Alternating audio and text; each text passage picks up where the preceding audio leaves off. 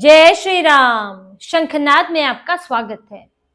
Supreme court ने मालदा हिंसा को लेकर कहा था कि स्थानीय पुलिस पर भरोसा नहीं किया जा सकता। जो एफआईआर दर्ज की है, जो रिकॉर्ड है, सबूत है, वो सब एनआईए को सौंपा जाए। और अब जब एनआईए की जांच आगे बढ़ी है और जो रिपोर्ट सामने आई है, उससे सुप्रीम कोर्ट की बात बिल्कुल ठीक लगती है, क्योंकि एनआईए की जांच में कई ऐसी चीजें निकल कर आई हैं जिसमें स्थानीय पुलिस की भूमिका, लापरवाही, अधिकारियों की मिली भगत और कैसे एक सोच समझ कर एक साजिश रची गई, ये सब एनआईए की रिपोर्ट में सामने आया है। और एनआईए की इस जांच में, जो अभी 3 हिस्सों में जांच चल रही है, उस जांच में कई अधिकारी भी नप गए हैं जो कि टीएमसी से जुड़े हुए हैं।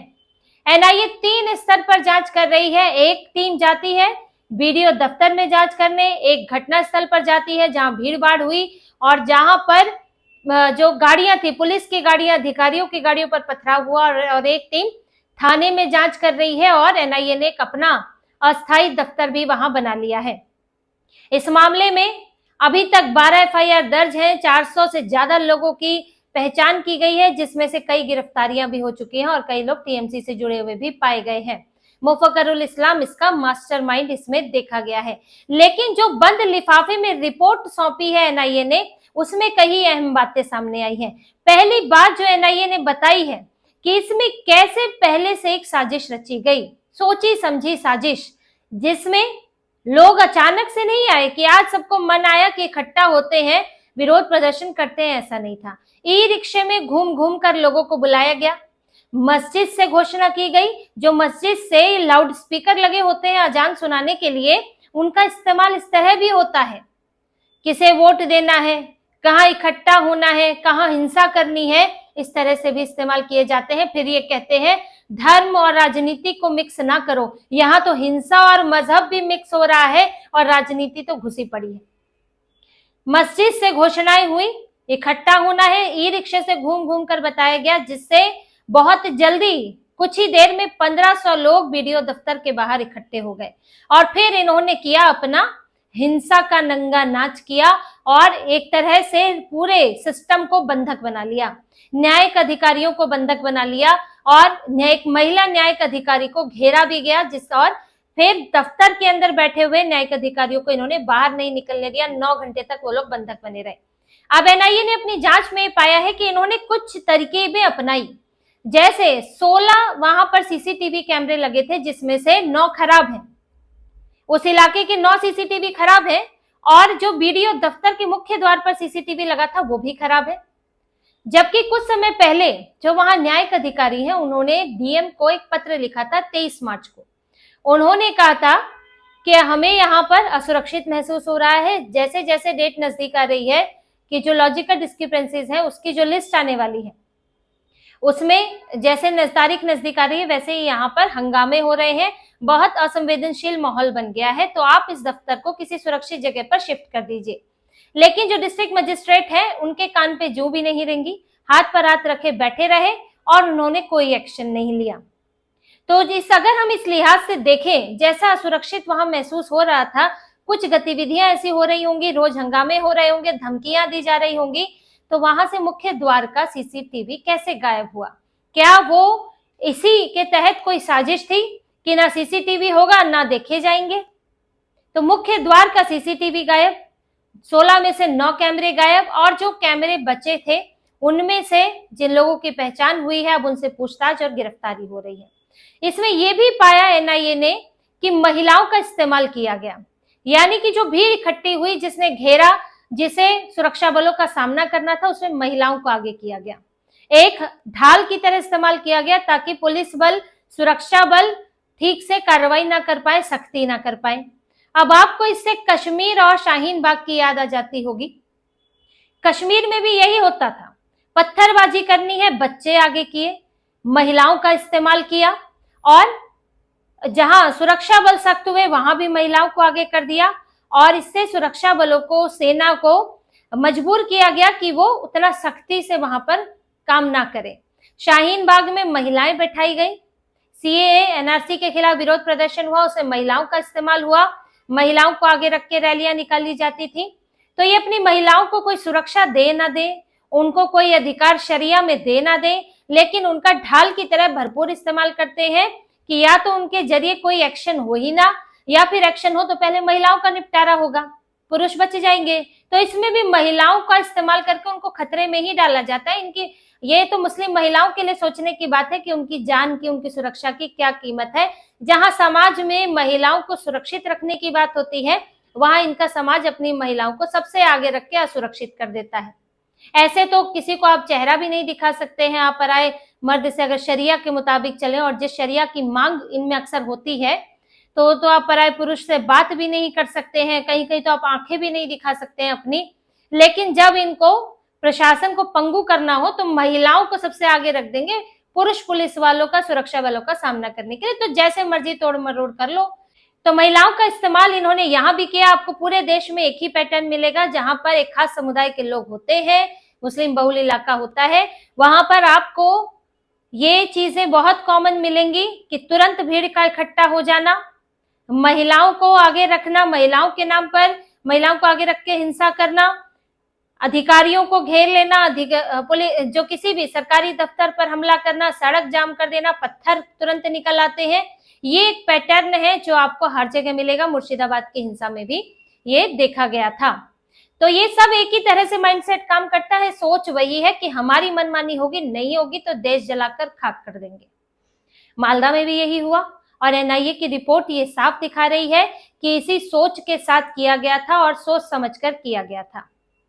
इसके साथ ही एनआईए ने 40 बीएलओ ब्लॉक लेवल ऑफिसर को भी पूछताछ के लिए बुलाया है। लेटर, नोटिस भेजा गया है उन्हें कि आप यहाँ आए, आपकी कोई ना कोई इनकी भूमिका है जिससे कि उसकी जांच की जाएगी। क्योंकि अभी चुनाव आयोग के दफ्तर के बाहर भी इसी तरह का माहौल हो गया था। टीएमसी वाले इकट्ठा होकर वहां पर भी हुड़दंग मचा रहे थे। उसमें भी कुछ गिरफ्तारियां हुई है। टीएमसी के बीएलओ, जो इनका बीएलओ एक बीएलओ अधिकार संरक्षण समिति है, इसकी एक महिला सदस्य जो है उनको गिरफ्तार किया गया है। तो ये बीएलओ अधिकार संरक्षण समिति आपको एक्टिव दिखाई देगी तब से जब से एसआईआर शुरू हुई है। ये लोग घुसे थे सीईसी के, चुनाव आयोग के कार्यालय में भी घुसे थे एक बार, और यही लोग बार बार बीएलओ पर अत्याचार करके हंगामा कर रहे हैं। टीएमसी का ही एक संगठन है ये। तो इसमें जो बीएलओ है, आप समझिए, वो अगर ग्राउंड लेवल पर वो बीएलओ काम कर रहा है, सरकारी अधिकारी है, सरकारी कर्मचारी है, तो अगर ये काम कर रहे हैं तो ये किसके लिए काम करते होंगे? जो टीएमसी के लिए विरोध प्रदर्शन करने उतर रहा है, वो अपने काम किसके लिए करेगा? कैडर की तरह ही काम करेगा। तो 40 बीएलओ को बुलाया गया है पूछताछ के लिए। इसमें टीएमसी के भी बीएलओ है, इनके संगठन से जुड़े हुए बीएलओ है, और उनकी भूमिका भी देखी जाएगी। जरूरत पड़ी तो इसकी गिरफ्तारी भी होगी। इनमें से 22 से अभी तक पूछताछ हो चुकी है। तो एनआईए जिस तेजी से जांच कर रहा है, तो जल्द ही मालदा हिंसा के पीछे की पूरी साजिश सामने आएगी। और इसमें जो टीएमसी, ममता बनर्जी बिल्कुल एकदम छोड़ के सब बैठ गई है कि मुझे तो पता ही नहीं था, मैं तो जानती ही नहीं थी। ये कहकर जो पल्ला झाड़ रही है, उसमें ये सामने आएगा कि टीएमसी के कितने लोग इसमें शामिल थे, कैसे इन्होंने भी मोबिलाइज किया। और यहाँ जो मुफक्किरुल इस्लाम पकड़ा गया है, वो भले ही एआईएम से जुड़ा हो, लेकिन वो ममता बनर्जी के मंचों पर भी पाया गया है। तो आखिर में वो किसके लिए कर रहा था? क्या वो एआईएमआईएम के लिए कर रहा था, या टीएमसी के लिए कर रहा था, या जानबूझकर मुफक्किरुल इस्लाम को चुना गया ताकि काम हमारा हो, नाम किसी और का आ जाए? तो ये सब तो एनआईए की जांच में पता चलेगा।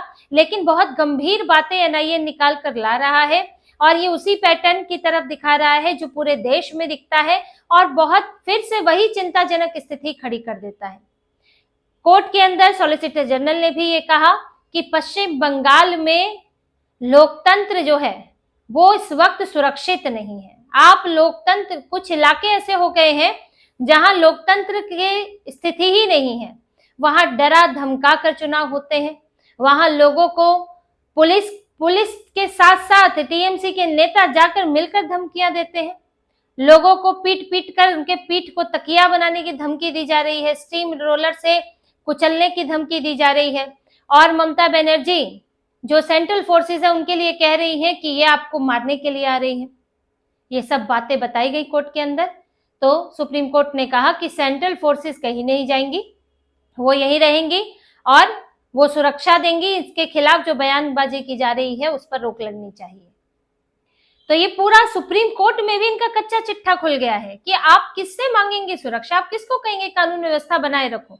जिसके हाथ में कानून है वो ही कानून व्यवस्था बिगाड़ रहा है, तो फिर आप उससे क्या उम्मीद करेंगे। ये शर्म की बात है बंगाल के लिए और ममता बनर्जी के लिए कि सुप्रीम कोर्ट ने इनकी पुलिस को ये जांच नहीं सौंपी, एनआईए को जांच सौंपी, क्योंकि जो सुप्रीम कोर्ट को भी अंदाजा लग गया कि इनकी पुलिस उसमें शामिल थी। यहाँ मूक दर्शक बने रहे पुलिस वाले और पहले आपने कोई एक्शन नहीं लिया। क्यों नहीं? ई रिक्शा से जब ये घोषणा करवाई जा रही थी, क्या पुलिस को खबर नहीं लगी?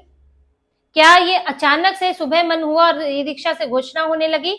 ये लाउड स्पीकर पर क्या बोलना है पहले से तय होता है, किस दिन, ये ऐसा नहीं कि आज ही तय कर लिया, सोच समझ के वो तारीख तय की गई होगी और इसीलिए उस दिन सुबह जो है अनाउंसमेंट होने लगी। क्या पुलिस को इसकी भनक नहीं थी? आखिर पुलिस वहां कर क्या रही है ऐसे समय पर, जब आपके तो वहां मुखबिर भी होंगे, आपको जानकारी भी मिलती होगी कि आपको नहीं पता था इतनी बड़ी संख्या में लोगों को इकट्ठा किया जा रहा है। और जब न्यायिक अधिकारियों को ले जाया गया तब भी वहां हाल देखिए, उनकी गाड़ियों पर पथराव हुआ है, डंडे मारे गए हैं, एक गाड़ी तक पलट दी गई, जो वहां ड्राइवर थे उनको भी चोट आई है। तो ये लोग तो पूरे एक तरह से समझ लीजिए कि खून करने के इरादे से ही आए थे कि ऐसा डर पैदा कर देंगे कि न्यायिक अधिकारी काम ना कर पाए, पूरा सिस्टम हिल के रह जाए। नेशनल हाईवे जाम कर दिया इसलिए इन्होंने। तो इस ऐसे ही नहीं एनआईए को इसकी जांच सौंपी गई है, सीबीआई को भी सौंपी जा सकती थी, लेकिन मामला सिर्फ इतना नहीं है। ये मामला बांग्लादेश से भी जुड़ा है, बॉर्डर से भी जुड़ा है और वहां पर ये क्योंकि एनआईए आतंकी गतिविधियों की भी जांच करती है और उसका जो है दायरा ज्यादा बड़ा है, तो इसलिए एनआईए इस मामले में लगाई गई है।